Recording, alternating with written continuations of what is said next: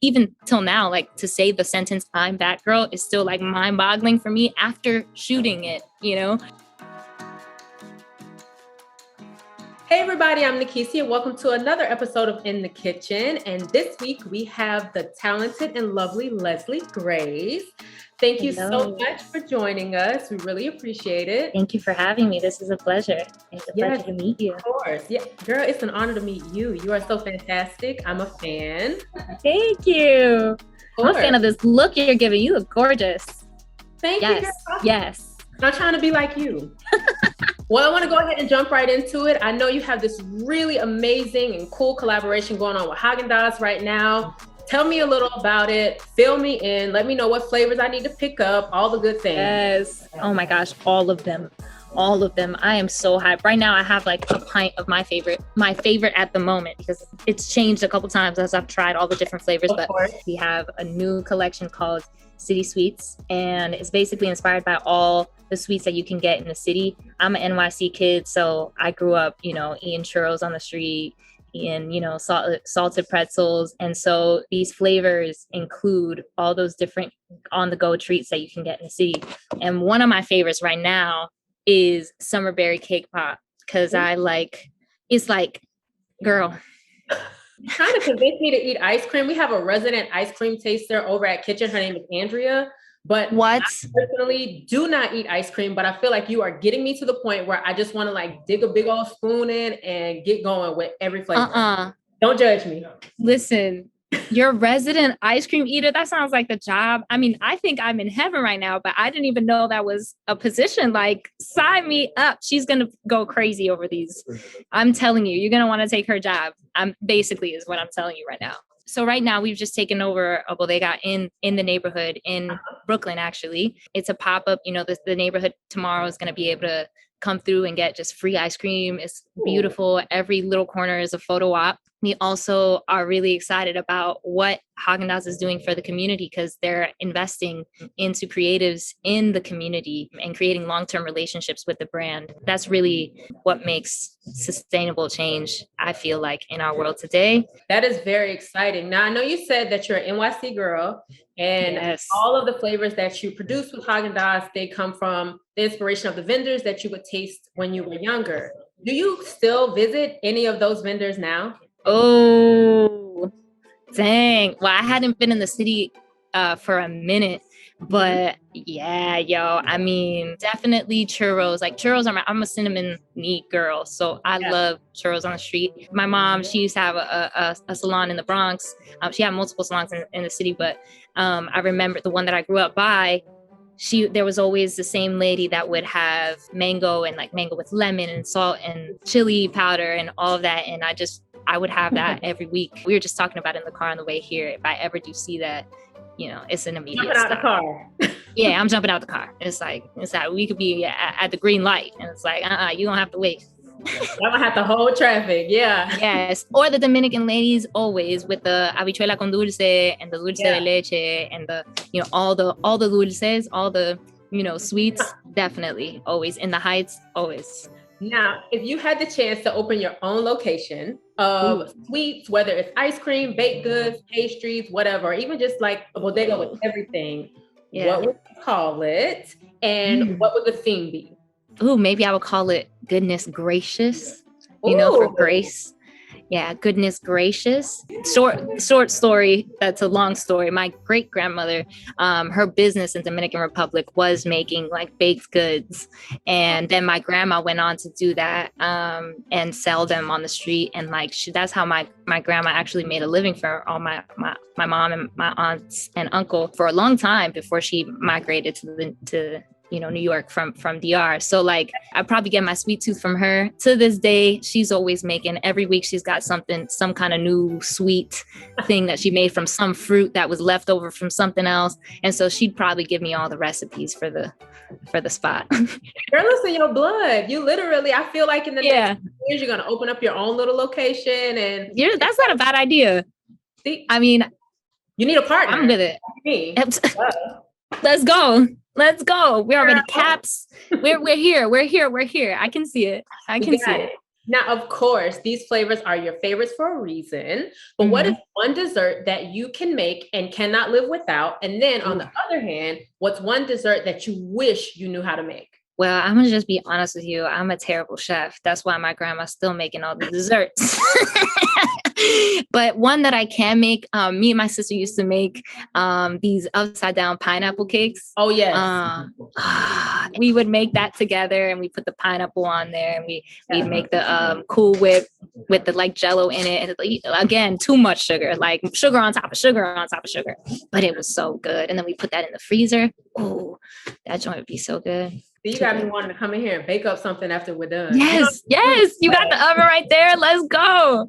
Let's go. And then one I wish I knew how to make is it's just all the ones that my grandma makes, like the Dominican ones, habichuela con dulce, which is like sweet. It sounds weird, but it's like sweet beans, but it's like mixed with milk and condensed milk. And like, it doesn't taste like beans at all. It tastes, just so good, like rice pudding and like maíz caqueado, which is another Dominican one. I mean, I love it all.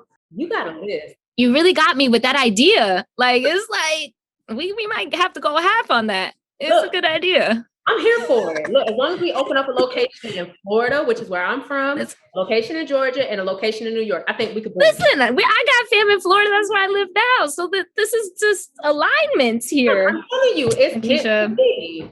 We're going to have to connect on this. I cannot have you here without talking about your role being Batgirl. I just want to let you know I am a huge DC Marvel fan, like all. Yes, girl, I am literally like a fangirl. I am currently binge watching the 1990s version of X-Men, the cartoon.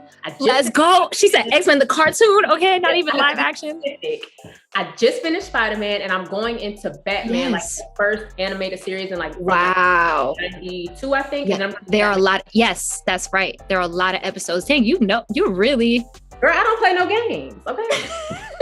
So I have to ask you, what was so special about you taking on this role being Batgirl? It's a great thing because you're going to be the first Batgirl that is a woman of color. So I'm very excited for this.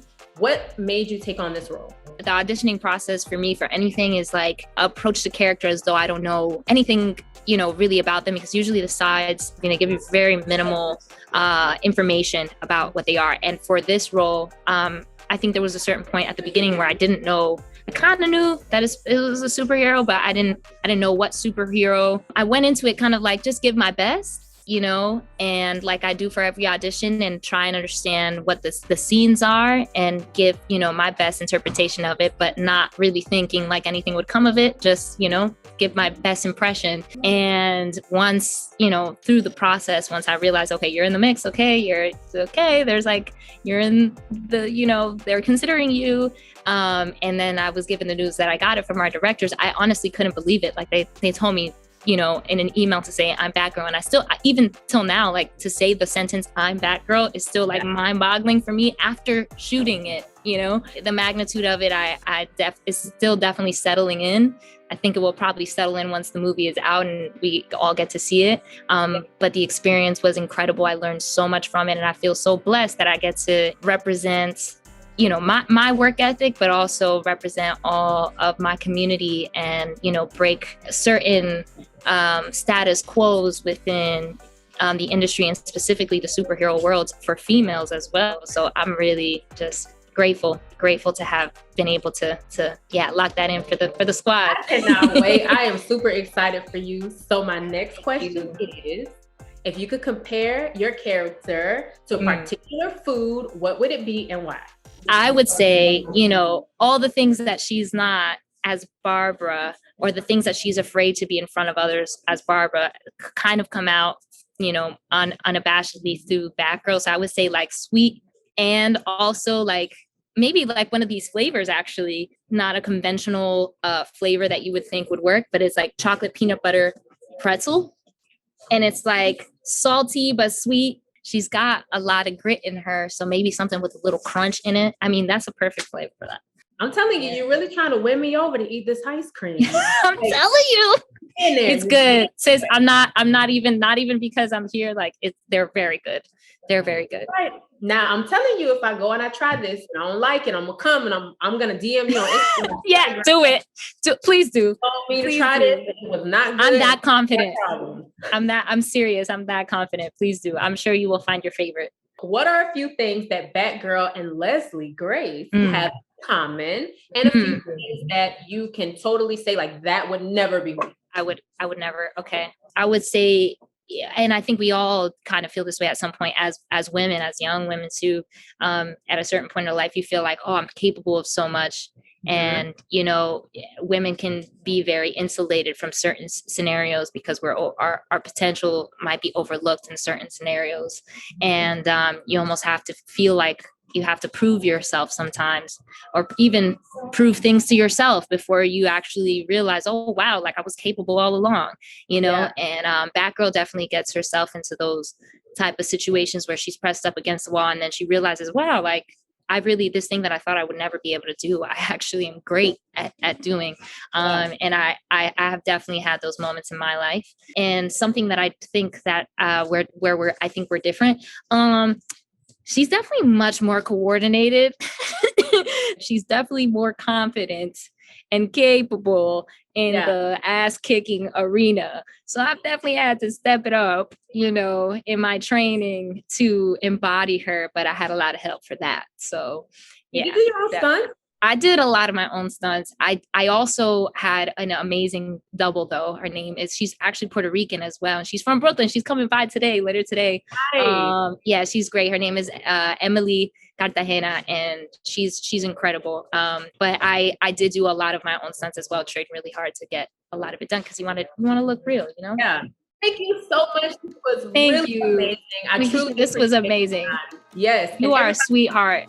Thank you. So are you. I would love to speak again. Thank you. And please let me know on Instagram. I will. When you try these flavors, please hit me up and let me know true or false. I definitely will. Everybody make sure you go see Batgirl when it hits theaters. What's the official release date? Do we have one? We still don't have an official release date. Just stay tuned. You will hear first from me when we do have a date. Yay, I'm very excited. I'm gonna be there with my little mask on, my whole outfit, girl. Yes, come on. I'm so glad. I hope you enjoy it. Oh, girl, I will. Trust me. Thank you so much. I hope to talk to you soon. Same, my love. Enjoy your day, okay? You too. It's been a pleasure. Bye-bye. Hey, y'all. It's me, Ni'Kesia, again. If you love that interview and want to see more hacks, pick up a few recipes, or even see some more interviews, hit that subscribe button below. See y'all next time.